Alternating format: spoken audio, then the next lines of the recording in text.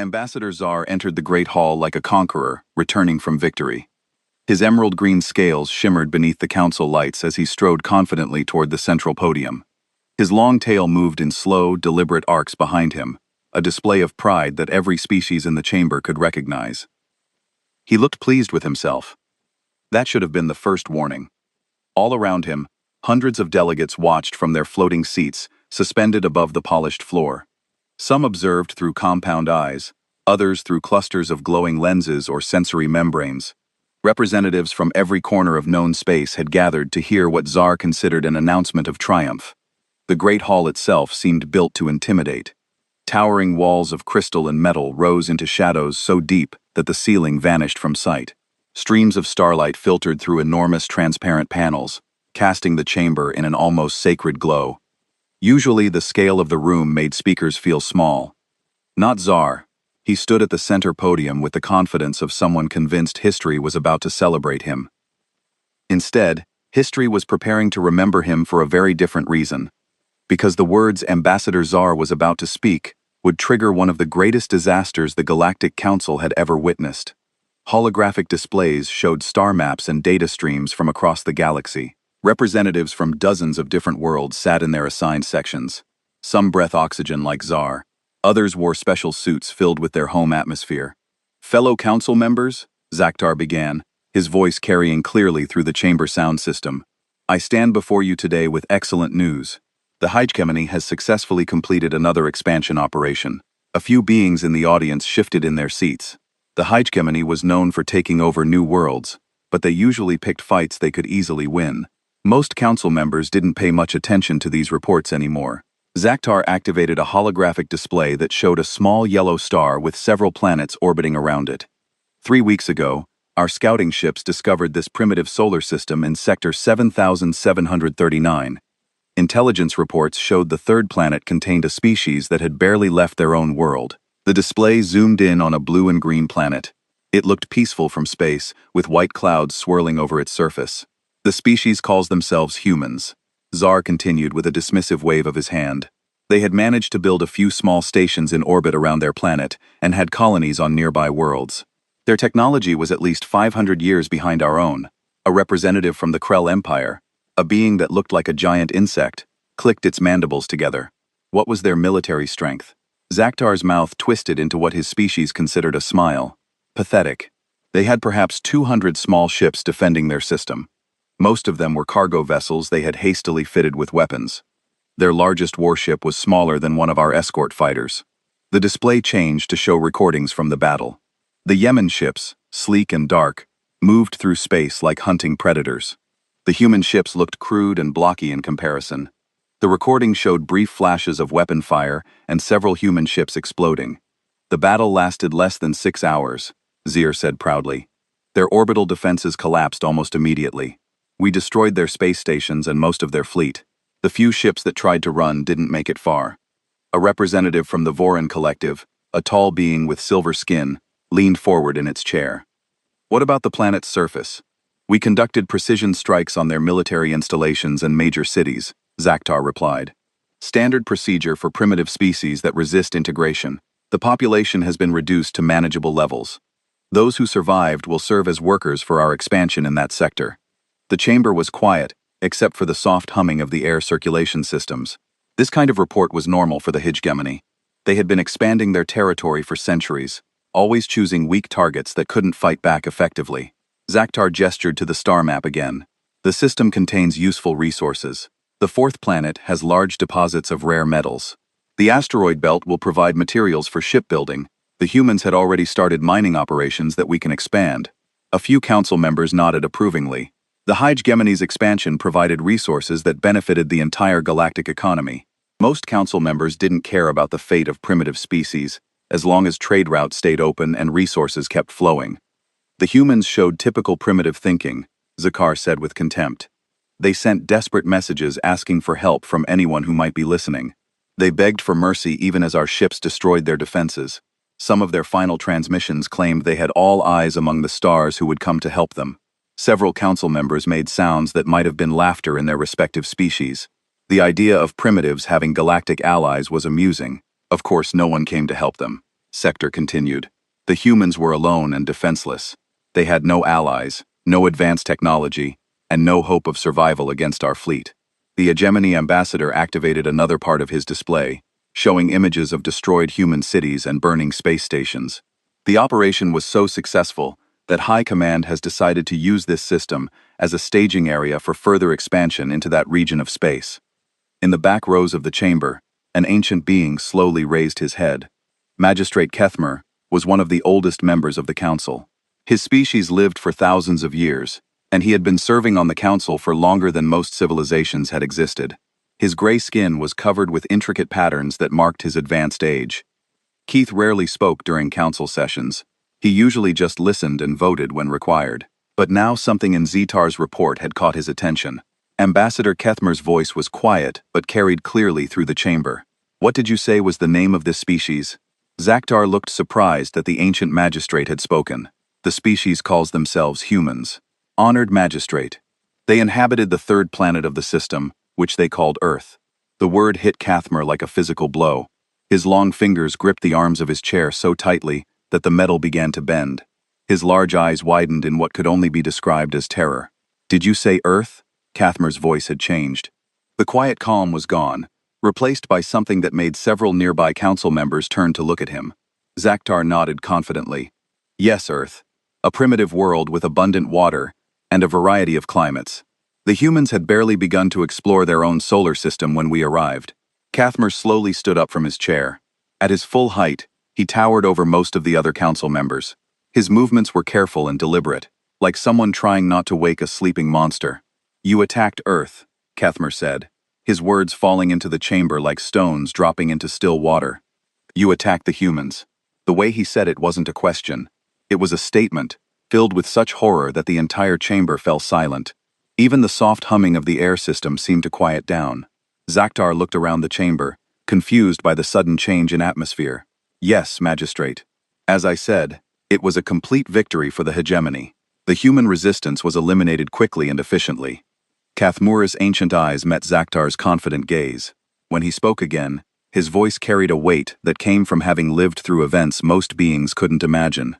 You have no idea what you have done. The council chamber had never been so quiet. Magistrate Kethmer stood motionless for several long moments, his ancient eyes staring at something far beyond the walls of the chamber. Around him, hundreds of council members waited in confused silence. Zaktar shifted uncomfortably at the podium. He had expected praise for his successful military operation, not this strange reaction from the elderly magistrate. Sir, I'm not sure I understand your concern. The operation was completed according to standard protocols. Kethmer didn't respond immediately. Instead, he walked slowly toward a section of the chamber that most council members had never seen used. Ancient control panels lined one wall, covered in symbols from languages that had been dead for thousands of years. These were the oldest archives in the galaxy, repositories of information from civilizations that had existed before most current species had even evolved. Computer, Kethmer said, in a voice that carried the authority of millennia. Access Archive Level 7. Authorization Code K single quotes more Alpha 997. The ancient systems came to life with a deep humming sound. Lights that hadn't been activated in thousands of years began to glow. Several council members moved closer, curious about what could require such old records. Archive Level 7 has been sealed for 47,000 years, the computer's voice announced. Are you certain you wish to proceed? I am certain, Kethmer replied grimly. Search parameters. Species designation human. Planet designation, Earth. Time period, 50,000 years ago to present. Zaktar laughed nervously. Magistrate, surely you don't believe these primitives had any significant history. Our intelligence clearly showed they had only recently developed space travel. The computer's voice cut through Zaktar's words. Warning. Located files contain restricted information. Classification level. Absolute danger. Council authorization required for access. A chill ran through the chamber. Absolute danger was the highest classification level in the galactic archives. It was reserved for information about extinct species that had posed existential threats to galactic civilization itself. Authorization granted, Keith said. Display findings for full council review. The chamber's main holographic display activated, replacing the star maps with something far more disturbing. Ancient symbols appeared first, followed by text in various dead languages. Then the translations began appearing in modern galactic standard. Species alert. The first file read, Classification, Apex Predator. Threat level, Extinction class. Status, Do not engage under any circumstances. Murmurs of confusion rippled through the council. Several members stood up for better views of the display. The files continued to scroll past, each one more alarming than the last. Species analysis. Humans' homeworld. Sol system. First contact. Galactic year 2847. Military assessment. Unknown weapons technology. Tactical adaptation rate unprecedented. More detailed files began appearing. Battle reports from conflicts that had taken place 50,000 years ago. The records showed human ships that looked nothing like the crude vessels Tsar had described. These were sleek, deadly craft that moved through space with impossible grace. Engagement Report 1.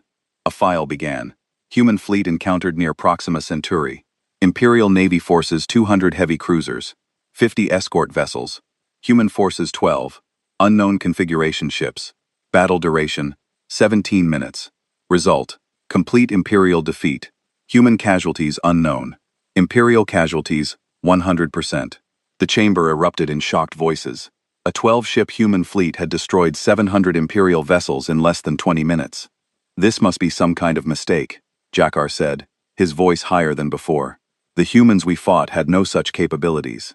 More files appeared showing recorded video from ancient battles. The humans in these recordings moved like nothing the current council had ever seen. Their ships didn't just fight. They seemed to dance through space, avoiding enemy fire while delivering devastating attacks with surgical precision. Tactical analysis. Another file read. Human warfare methodology. Unknown. Humans appear to adapt combat techniques in real time. Enemy weapons and strategies become ineffective after single exposure. Human forces learn and counter new threats.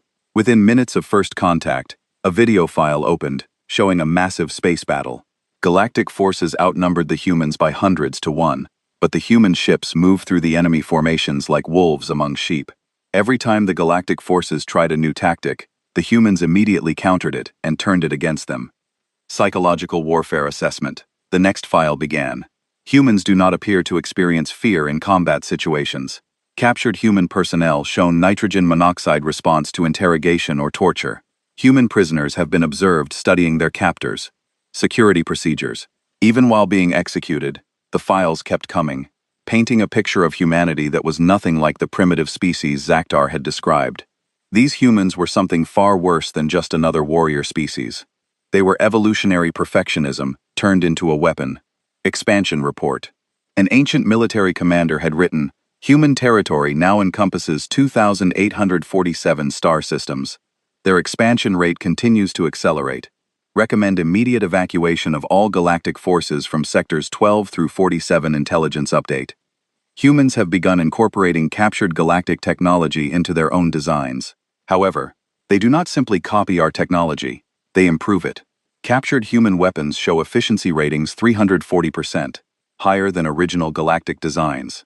Kemmer watched the file scroll past with the expression of someone watching their worst nightmare come true. Keep reading, he told the computer. Show them everything. Final report from Admiral Vexton. A file appeared that was marked with the highest possible security clearances. Human forces have reached the core worlds. They do not seek to destroy us. This is worse. They are studying use. Every battle, every encounter, they learn more about how we think, how we fight, how we live. They are treating galactic civilization as a laboratory, and we are the experiments. The chamber had fallen completely silent again. Even the background system seemed to have stopped making noise. Last entry. The final file read. Date 50,127. Years ago, the humans have disappeared. Nitrogen monoxide explanation. Nitrogen monoxide. Warning. Their fleet simply vanished overnight. All human colonies abandoned. All human space empty. Galactic High Command recommends immediate classification of all human-related information. These records are to be sealed and forgotten. If the humans ever return, may the gods help use all. The holographic display went dark. The chamber remained silent for what felt like hours, but was probably only minutes. Finally, a council member from the Regalian Federation stood up. Her voice shook as she spoke. Magister Kethmer, are you saying that this species, these humans, they were here before? That they just left? Cathmer nodded slowly. They didn't just leave. They chose to leave. After demonstrating that they could have conquered the entire galaxy, they simply departed. We never knew why. Zetar was staring at the display with his mouth open. But that's impossible. The humans we fought were primitives. They had crude weapons and basic spacecraft. Did they? Keith asked quietly. Or did they appear primitive? Because that's what they wanted you to think. The ancient magistrate turned to face the full council. These records were sealed because our ancestors hoped humanity was gone forever. They prayed that the humans had destroyed themselves or found some other galaxy to explore. They made a pact to forget, to pretend it never happened. But now, Cathmer continued, his voice growing quieter with each word, now you've attacked them. You've reminded them that we exist. You've given them a reason to remember us. The chamber erupted as hundreds of voices began talking at once. Council members were shouting questions, demanding explanations, calling for emergency sessions. But Zaktar just stood at the podium, staring at the dark display screen, finally beginning to understand what he had done. He hadn't conquered a primitive species. He had just woken up the galaxy's worst nightmare. 3 weeks passed after the Council's discovery of the ancient records. 3 weeks of waiting for something terrible to happen. But Earth remained silent. Ambassador Ziktar tried to maintain his confidence during this time. He attended council sessions with his head held high, insisting that the ancient records were just stories. Fear-mongering from a more superstitious age, he called them. The humans we defeated were exactly what they appeared to be. Primitives with crude weapons. But privately, Zaktar contacted HFY High Command multiple times each day. Status report on Sector 7739, he would demand. Any unusual activity from the Earth system? The answers were always the same. All quiet, Ambassador. No sign of activity from the target world. As the days passed without incident, Zaktar began to feel vindicated. He started giving interviews to galactic news networks, describing the ancient records as historical fiction and the fevered imaginations of extinct civilizations. If these humans were really so dangerous, he would say with a dismissive laugh, where are they now? Where is their great revenge fleet? We destroyed their world 3 weeks ago, and they haven't even sent us an angry message. The other council members were not so easily convinced. Many had trouble sleeping after seeing those ancient files. They found themselves checking news feeds, constantly looking for any sign that humanity was stirring. Magistrate Kethmer spent most of his time in the archives, digging through even older records. He found references to humans in files that went back hundreds of thousands of years. Each discovery made him more worried, not less. On the 15th day after the revelation, the first strange report came in. It was a minor incident, barely worth mentioning in normal times. A hegemony patrol fleet had missed its scheduled check-in from the outer rim of their territory. 3 ships conducting routine patrols near an uninhabited system. Probably equipment failure, the hegemony military spokesman announced when questioned. These patrols run for months without seeing anything interesting. Crews get careless with communications protocols. But 2 days later, another patrol fleet went silent. Then another. All of them on the outer edges of hegemony space. All of them in sectors nowhere near Earth. Minor technical difficulties, Hegemony High Command insisted. We're investigating the communication failures. The Galactic News Network started paying attention when the 4th Patrol Fleet disappeared. This one had been carrying a news correspondent who was documenting life on the frontier. His last transmission had been routine, describing the empty space between star systems. Everything normal out here. The correspondent had reported just empty space and distant stars. Wait, I'm getting something on the sensors. Looks like actually, I'm not sure what that is. Captain, are you seeing this? There's something on the edge of our detection range, but it's not showing up on any of our databases. It's like nothing I've ever Captain, why are you looking at me like that? The transmission had cut off their dot when questioned about the missing fleets. The G-Man officials became increasingly vague in their responses. Routine maintenance issues, they would say, or temporary communication blackouts due to solar activity. But the missing patrols were only the beginning. Trade ships started our gay strange experiences while traveling through hegemony space. Captains would describe feeling like they were being watched even in supposedly empty systems. Ship sensors would detect brief contacts that vanished before they could be identified. Something followed us for 6 hours through the Karis system, one trader reported. Never got close enough for visual contact, but it was there. Every time we changed course, it changed course. When we jumped to hyperspace, it was gone. Other traders reported finding hegemony military installations completely abandoned, with no explanation for where the crews had gone. The facilities were intact. Power systems still running but empty of all personnel. Looked like everyone just got up and walked away in the middle of their shifts. One cargo captain reported food was still warm in the mess hall.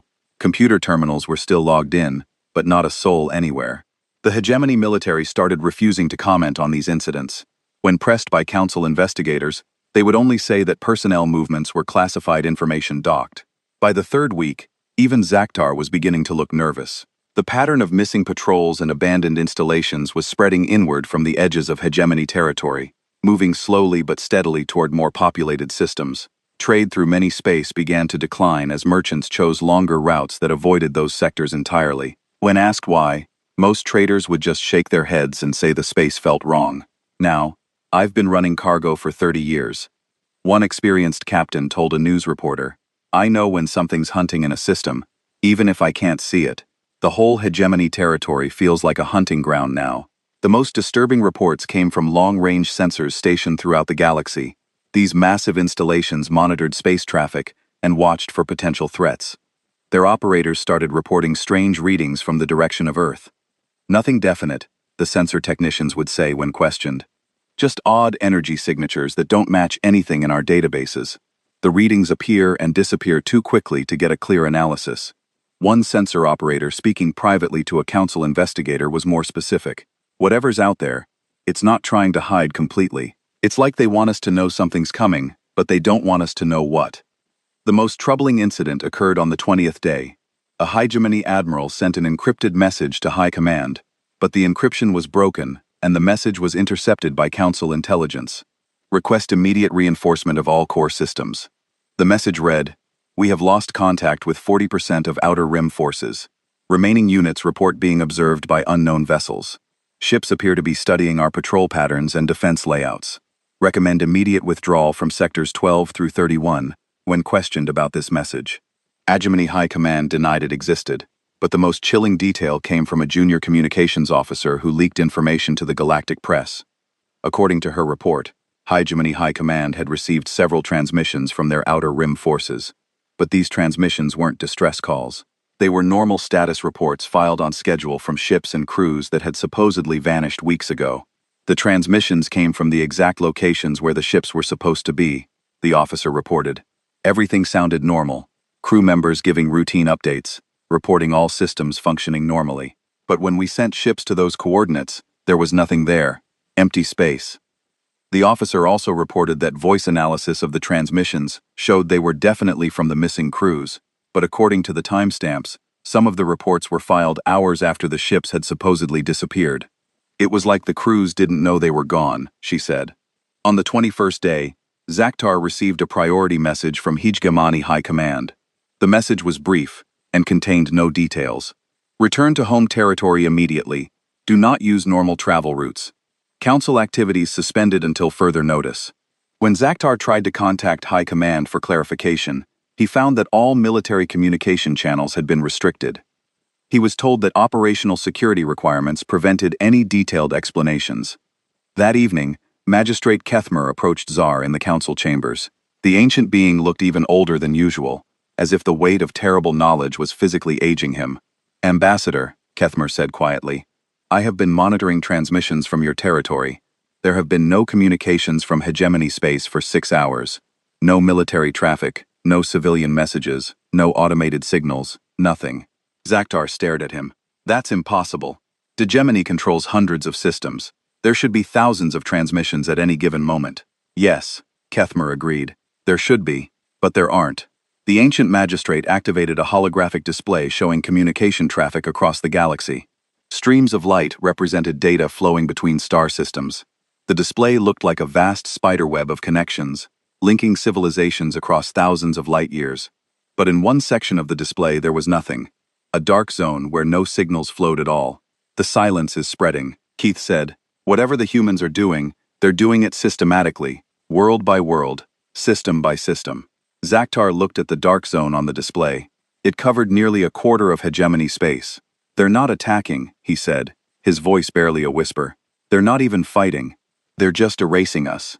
Keith nodded grimly, and we have no idea how.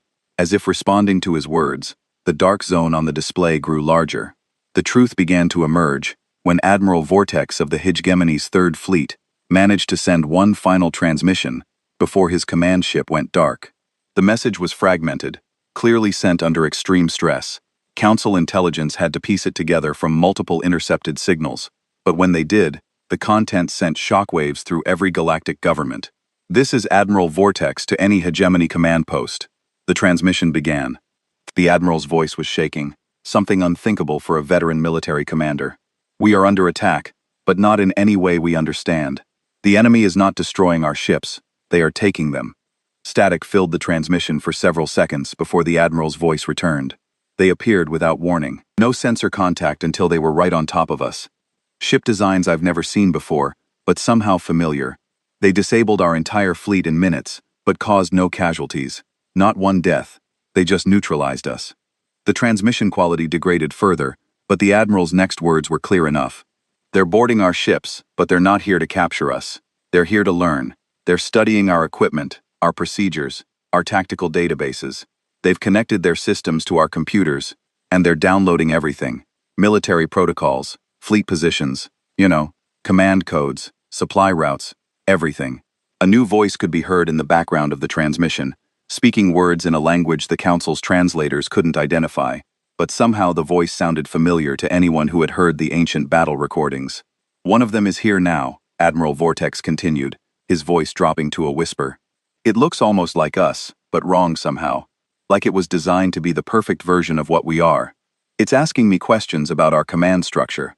Not threatening me, not torturing me, just asking, like it genuinely wants to understand how we think." More static then. Gods help us. I think I'm answering.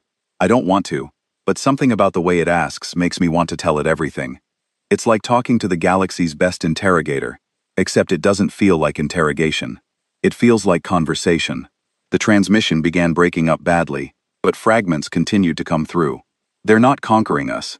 They're studying us, learning how galactic civilization works, taking our ships, but leaving crews alive to observe. It's not a war, it's research. The final clear words sent chills through everyone who heard them. They're treating us like we treated the primitives we conquered, but they're better at it than we ever were. After that transmission, the Hegemony's communication blackout became complete. But the Council's worst fears were confirmed when other sources began reporting sightings of Hegemony ships operating in non-Hegemony territory. These ships appeared at the edges of other civilization space, but they weren't flying normal patterns.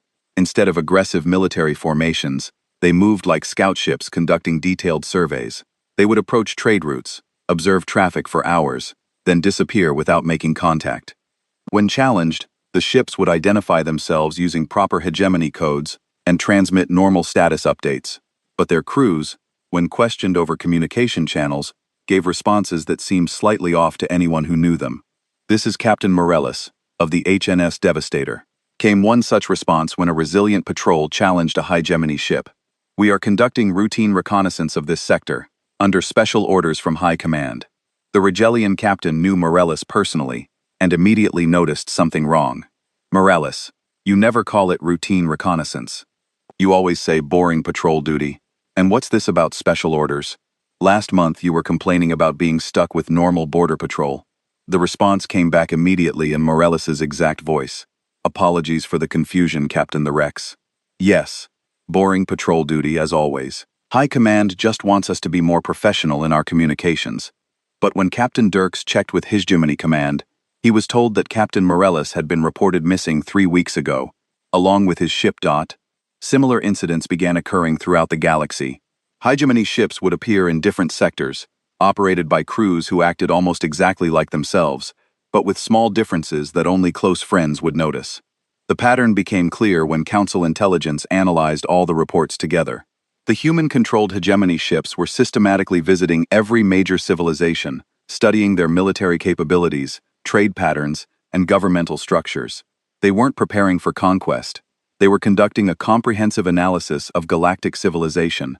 But the most disturbing discoveries came when the first captured human technology was recovered. A trading vessel had found a damaged alien ship drifting in neutral space. The ship was unlike anything in current galactic databases, but its design elements matched descriptions from the ancient human war records. Council scientists who examined the wreckage made discoveries that terrified them. Human ships' computer systems were more advanced than anything the galaxy had ever seen, but they weren't built with completely alien technology. Instead, they were constructed using improved versions of galactic technology. Human engineers had taken standard galactic designs and enhanced them beyond recognition. They've been studying us for weeks, the lead scientists reported to the Council. But they haven't just been learning about our current capabilities. They've been learning how our technology works at a fundamental level, then improving it. The scientist activated a holographic display showing the human ship's weapon systems. This energy cannon uses the same basic principles as our standard military weapons, but it's approximately 400% more efficient. They found ways to improve our own technology that our scientists never imagined. But the weapons weren't the most impressive part of the ship. Their sensor systems, the scientists continued, can apparently detect ships through hyperspace. They can track vessels that are moving faster than light across multiple star systems simultaneously, and their stealth technology makes them invisible to every detection method we have. The implications were staggering. The humans could see everything happening across the galaxy. But galactic civilizations couldn't detect them even when they were being directly observed. But here's what truly concerns me, the scientist said, his voice dropping to almost a whisper. This ship appears to have been deliberately damaged and left where we would find it. The damage patterns are too convenient, the location too obvious. They wanted us to recover this technology. Why? Asked the council member. I think they want us to understand what we're dealing with. They want us to know how completely outclassed we are. As if to prove this point, reports began coming in of human ships appearing openly throughout the galaxy. Not hiding, not sneaking, just appearing in heavily populated systems and conducting obvious surveys. They would arrive, scan everything in the system, then send polite messages to local authorities, introducing themselves as human research vessels, conducting peaceful observation studies. When challenged, they would simply state that they had no hostile intentions and were gathering information for diplomatic purposes. Any attempt to intercept or attack these ships ended the same way. The human vessels would simply vanish, only to reappear moments later in a different part of the system. Continuing their observations, one human ship spent an entire day orbiting the Galactic Council's homeworld, scanning every building and installation. When the Council's defense fleet tried to surround it, the ship disappeared and reappeared directly above the Council chambers, then transmitted a simple message. Thank you for your cooperation. Survey complete. The message was delivered in perfect galactic standard, but with something that sounded almost like amusement in the synthesized voice. By the end of the 4th week, the scope of the human response had become clear. They weren't just retaliating against the hegemony. They were conducting a complete analysis of galactic civilization. Every major government, every military force, every trade route, every technology. They were learning everything there was to know about their new neighbors. And the most terrifying part was how effortlessly they were doing it. The humans weren't straining to gather this information. They weren't working hard to outmaneuver galactic defenses. They were simply taking what they wanted, when they wanted it, without any force that the galaxy could muster being able to stop them. It was becoming clear that the ancient records had been wrong about one thing. The humans hadn't become weaker. During their long absence, they had become stronger. The end came not with a great battle, but with a simple message. It arrived simultaneously at every communication center in the galaxy, every government building, every military command post, every news network, every civilian communication device. The message appeared on screens across thousands of worlds and hundreds of different languages, all at the exact same moment. This is Fleet, Admiral Sarah Chung of the Human Colonial Defense Force. We request an immediate meeting with the Galactic Council to discuss terms for our species' return to galactic civilization. The message was polite, professional, and absolutely terrifying in its implications. The humans had just demonstrated that they could access every communication system in the galaxy whenever they chose to. But even more shocking was what happened next. Admiral Vortex walked into the council chambers. Admin Commander looked exactly as he had before his disappearance, but council security scanners detected subtle differences. His walk was more confident, his posture more alert. When he spoke, his voice carried the same tone as always, but there was something new behind his eyes. Honored council members, Admiral Vortex said, I have been asked to deliver a message from the human government. Magistrate Kethmer leaned forward in his chair. Admir, our records show you were reported missing 4 weeks ago. Where have you been? I have been a guest of the Human Colonial Defense Force, Vortex replied calmly. Along with approximately 40,000 other hegemony personnel, we have been treated with courtesy and respect, while the humans learned about our civilization. The Admiral activated a holographic display that showed a detailed map of the galaxy. But this wasn't just any map. This showed current fleet positions, trade routes, resource allocations, and military capabilities for every major civilization. Information that should have been impossible for any single source to possess. The humans have spent the past month conducting what they call a comprehensive threat assessment of galactic civilization. Vortex continued. They wanted to understand who we are, how we think, and what kind of neighbors we might be. Ambassador Zaktar, who had been silent since the ancient records were revealed, finally found his voice. Where are the human fleets? Where are their weapons? Why haven't they attacked? Admiral Vortex smiled, but it wasn't his usual expression. This smile carried knowledge that seemed to extend far beyond his personal experience. Ambassador, you're still thinking like the old galaxy. The humans don't need fleets in the way we understand them. They don't need to mass ships for an invasion because they've already won. The holographic display changed to show technical specifications of human technology. Ships that could cross the galaxy in days. Weapons that could disable entire fleets without killing anyone. Sensors that could track every vessel in space simultaneously. They could have destroyed every military force in the galaxy weeks ago. Vortex continued. Instead, they chose to study us. They wanted to understand whether galactic civilization was worth preserving, or whether it needed to be reorganized. A council member from the Andromaman Alliance stood up shakily. And what did they decide? That we have potential. Vortex replied, but that significant changes are needed. The chamber doors opened, and 3 figures walked in. They appeared to be humanoid, but there was something about them that made every being in the chamber instinctively understand that these were predators. They moved with the fluid grace of natural hunters, and their eyes missed nothing as they surveyed the council. The lead figure stepped forward. She was tall and lean, with dark hair, and the kind of calm confidence that came from never having encountered a threat she couldn't handle.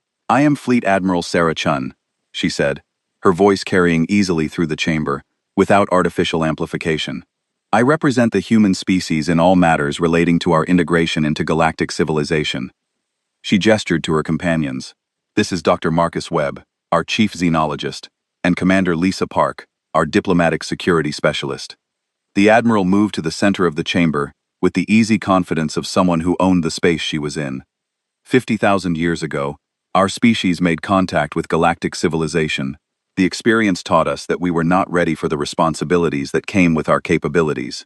We chose to withdraw until we could better understand ourselves and our place in a larger universe.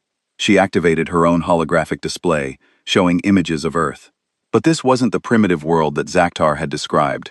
The planet was surrounded by massive orbital installations, and the space around it swarmed with ships that dwarfed anything in current galactic databases. During our absence, we continued to evolve, not just technologically, but socially and philosophically. We learned to control our more destructive impulses while retaining our adaptive advantages. The display changed to show human colonies throughout the galaxy, not just in the solar system, but scattered across hundreds of sectors, hidden installations that had been observing galactic civilization for millennia. We never truly left, Admiral Chun explained.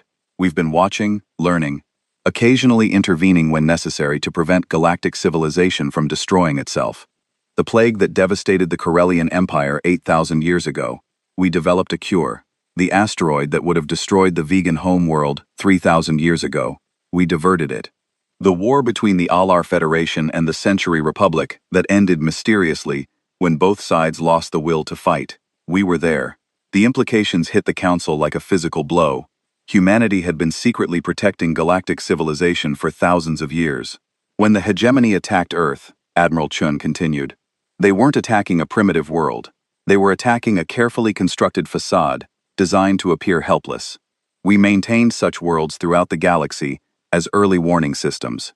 She turned to look directly at Ambassador Zier. Your attack on Earth was detected and analyzed within minutes. We could have destroyed your entire fleet before it reached our system. Instead, we chose to let you proceed, so we could observe how current galactic civilization responds to aggression. Zaktar's voice was barely a whisper. You let us attack you. We needed to understand whether galactic civilization had evolved beyond the patterns that drove us away 50,000 years ago. Admiral Chun replied, the answer, unfortunately, is that it has not.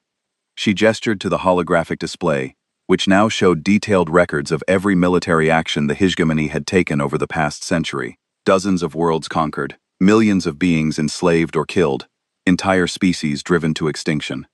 The hegemony represents everything we hope galactic civilization would grow beyond.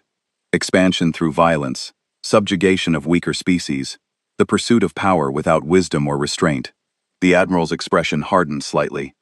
This cannot continue. Magistrate Kefmer spoke up, his ancient voice carrying the weight of millennia. What do you intend to do? We intend to take our place as full members of galactic civilization, Admiral Chun replied. But that civilization will need to change. The age of conquest and subjugation is over. From this day forward, any species that attempts to expand through violence will face human intervention. She activated a new display showing human ships positioned throughout the galaxy.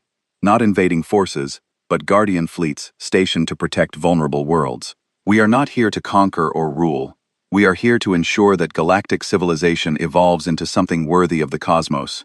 Species will be free to develop according to their own nature, but they will not be free to destroy others.